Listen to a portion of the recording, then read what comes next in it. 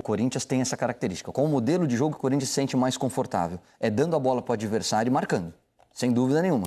É que no jogo no Maracanã, ele abriu mão completamente do contra-ataque. Encaixou 2 vezes ali no primeiro tempo, mas assim, foi um time muito aquém. Em comparação ao que foi ontem, ontem o Corinthians teve jogada ensaiada, chegou na cara do gol, teve volume, continuou tendo menos posse de bola, continuou dando a bola para o adversário, mas tinha um time um pouquinho mais solto. Em alguns momentos chegou a adiantar a marcação, a colocar o Flamengo em dificuldade. Isso não aconteceu no jogo de ida. Dentro dessa característica, eu acho que se o Corinthians tiver que decidir fora de casa, fica bem mais complicado. Eu vejo o Cruzeiro mais pronto para jogar em qualquer campo. O Corinthians, se tiver que decidir o título fora de casa, ele vai ter um pouquinho mais de dificuldade. E ontem ele levou um gol 5 minutos depois de abrir o placar e não saiu das suas características em nenhum momento, né? A bola ficou mais com o Flamengo o tempo inteiro. E aí temos que falar também da deficiência do Flamengo, né? Que fica com a bola, que tem jogadores talentosos e não consegue fazer disso algo que se transforme em bons resultados, né? Vocês não acham que, assim como os elogios a essa consistência defensiva do Corinthians a gente está fazendo, tem que criticar também o fato de o Flamengo não conseguir produzir praticamente nada assim à altura do elenco que tem? Você não acha, Pet? Acho. Bem acho o que você está dizendo. Acho que os dois times, como que eu defino? Os dois times maiores, da torcida, maiores dela. Em 2 jogos que demonstraram, o Flamengo não conseguiu em 2 jogos fazer um gol. E isso me deixa preocupado. Porque um time grande, com elenco caro, com torcida maravilhosa, com aspirações enormes, pretensões às vezes superiores à realidade que mostra dentro dos 4 linhas, mas o que histórico exige do Flamengo, a posicionamento desse, não consegue em uma decisão assim como semifinal, em 180 minutos fazer gol ou criar uma chance tão real. Essa foi a melhor chance dos 2 jogos que o do Pará. Sim. No jogo de ontem, a gente teve 2... Você escolher melhores jogadores do ele foi botar do Flamengo. Na área ou foi finalizar? Eu acho que foi cruzar. Mas independente se foi lindo. Foi cruzar? Também acho. É o que a gente acha. Lógico. Mas independente, você vê que... Então, peraí, o único gol foi contra e a melhor chance foi sem querer? É o que você está querendo dizer dos 2 jogos do Flamengo? Finalização um pouco... Eu acho que foi... Olha que relato impressionante. Olha, então, o Flamengo pagou 40 milhões no Vitinho, 10 milhões no Dourado, trouxe o Uribe. Quem foi o melhor jogador do Flamengo ontem? O Henrique, zagueiro do Corinthians? Não, o melhor jogador do Flamengo. Então, o Henrique, zagueiro do Corinthians. Tô falando sério, tô te perguntando sério. Quem Não foi o sei melhor dizer, dentro não do sei, elenco? não sei Eu sei dizer. Pará e Léo Duarte. Boa escolha. Então, Pet, isso é pouco. Ô, Pet, você tá falando em pouco.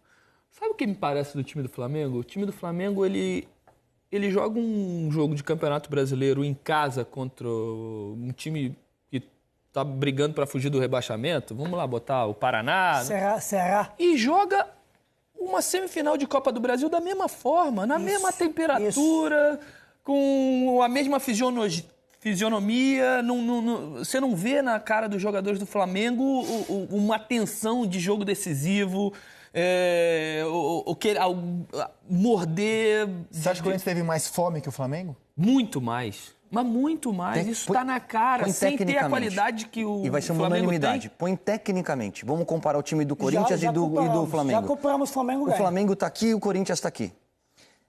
O que acontece nessa diferença? É essa força interna que o cara tem de buscar força onde não existe, de se incomodar com o resultado. Os últimos 30 minutos, os últimos 10 minutos, quando vale um jogo de final para a Copa do Brasil, você tá perdendo o jogo, é desespero. Você bota todo mundo dentro da área, você vai pra porrada no bom sentido. Desespero isso não também acontece. não, mas... Não, organizado, mas assim, você vê uma mudança de postura. Um incômodo. A gente não sente isso no Flamengo. Num jogo pelo Campeonato Brasileiro, domingo, o tem Flamengo que vibrar, jogou contra o tem que ir na Atlético flor da Mineiro. pele sentir, ficar O Flamengo arrepiado, jogou contra o vamos lá, Atlético nervoso. Mineiro. O Flamengo foi amassado no Maracanã nos últimos 20 minutos. É verdade. O centroavante saiu, botou mais um volante. O Atlético botou o Léo Silva de centroavante, adiantou o outro zagueiro, botou mais um atacante. O Flamengo não faz isso. Parece que o Flamengo está acomodado diante do que está acontecendo durante a partida. Eles estão ali 90 minutos, roda de um lado, vai do outro. Tem muita gente falando que o Flamengo é arame liso. Cerca, e não arranha, não machuca ninguém, não assusta ninguém, não incomoda o defensor adversário, o volante adversário, o lateral adversário. Você não consegue nem pendurar o sistema defensivo adversário. Pô, quando você tem a superioridade técnica, o que você faz? Parte para cima do adversário. Toma uma primeira porrada, a segunda cartão amarelo, amarelou, o cara já fica preocupado. Não acontece isso Chama a no time do Flamengo. responsabilidade daqui que resolvo. Vamos ilustrar isso. Porque eu sou melhor, sou mais rápido, sou mais Vamos forte, ilustrar vou isso, pra ó, cima. enquanto vocês falam. A gente separou o material, depois que o Corinthians fez 2-1, aproximadamente 30 minutos de futebol na Arena Itaquera, porque o gol foi aos 23 do segundo tempo, o jogo foi até 49. Então, mais ou menos 30 minutos. Vamos ver o que o Flamengo conseguiu produzir desde que ele estava atrás no marcador. É muito pouco. Ou seja, ele tinha necessidade de ir para cima. É muito pouco, ó. Muita bola alçada. Não, e olha só, a bola alçada pelo Hever. Sim. Pelo Hever da intermediária. O Hever é um dos poucos que se incomoda, que parece que, eu vou lá pra frente, vou tentar, tá sempre ali de alguma forma, né? Dá a sensação de que o Hever olha pro banco e fala assim, escuta, se os caras não estão decidindo, me põe de centroavante que vou decidir eu. Que eu vou tentar, pelo menos, né? E aí é lógico que os comandos vêm do treinador, sem dúvida nenhuma, parte do treinador o comando. Cara, mas dentro do campo, alguém tem que falar assim, rapaziada, se o comando não vem de fora, vamos nós. Vamos incomodar o Corinthians, vamos incomodar com quem a gente tá jogando, pelo amor de Deus. O Flamengo chega lá com praticamente seu time inteiro e não sabe o que fazer, ó. É sempre assim, essa até que foi uma jogada bem trabalhada, né? Que o Léo Santos, o garoto, salvou, e eu queria até depois falar um pouco sobre esse garoto que o Jair Ventura colocou como titular na defesa do Corinthians. Efetivou como titular na defesa do Corinthians. E acertadamente, o moleque tá jogando muito. E também sobre esse lance do Pedrinho aí, que eu acho que diz muito sobre o jogador que ontem decidiu a partida e vai estar conosco ao vivo. Mas olha, tudo isso aconteceu quando estava 2-1 Corinthians, o Flamengo precisando ir para cima, e ele produziu muito pouco em 30 minutos. Muito pouco. Olha lá, muito pouco. O Cássio mal sujou o uniforme. Eu acho que a gente tem que enaltecer também o sistema tático e o sistema defensivo do Corinthians, que o Corinthians, quando se propõe a se defender, ele se defende com muita eficiência. Mas vamos deixar o Corinthians um pouquinho de lado, que a gente está analisando o Flamengo. Para abrir aqui um pouquinho mais a discussão, eu acho que tem alguns detalhes que explicam um pouquinho essa, não sei se é apatia que a gente pode chamar o time do Flamengo em alguns momentos. Primeiro, a maratona de jogos, enquanto a gente viu o Cruzeiro poupando o time, o Palmeiras rodando o elenco, aqueles que estavam em mais de uma competição, o Cruzeiro, o Grêmio, o Palmeiras, esses times que são favoritos, poupando os jogadores para ter caixa nesse momento, o Flamengo diminuiu, não poupou tanto. E acho que eles estão sentindo um pouco o desgaste físico. O outro detalhe que eu não, e aí é uma opinião minha, não sei se vocês concordam, a partir da Copa do Mundo, a reposição dos atacantes do Flamengo, com a saída do Vinícius Júnior, foi muito mal feita. O Flamengo tem bons zagueiros, o Flamengo tem bons meias e o Flamengo não tem bons atacantes, com todo respeito a todos eles. Pode ser uma fase, como o Henrique Dourado, que jogou muito no Fluminense no ano passado e não está respondendo no Flamengo, mas o Marlos não conseguiu ainda justificar a contratação. O Uribe é um jogador que tem as suas limitações, então acho que entra um pouquinho, porque é fácil só criticar o Barbieri. A crítica que eu faço ao Barbieri, principalmente depois da Copa do Mundo, é isso que a gente está conversando.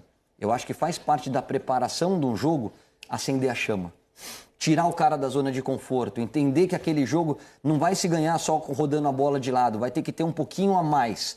Um pouco mais de coração, um pouco mais de entrega, mudar um esquema tático para tentar uma coisa diferente. Eu não vi o Flamengo tendo essa evolução anímica, essa coisa do vamos que tem que ser, se não for na técnica, vai na raça. Mas ele nunca passou por isso também, né, Caio? Mas eu não sei aí se a existe. crítica eu acho que tem que se estender a quem colocou o Barbieri lá. Não, claro que sim. Porque claro que sim. o Barbieri pode vir a ser um bom treinador? Lógico que pode, é estudioso, se formou em educação física, estuda, já passou por times menores, como auxiliar e como treinador, mas o Flamengo, com o investimento que tem, com os objetivos que tem, não pode deixar um treinador que não passou por esse tipo de experiência.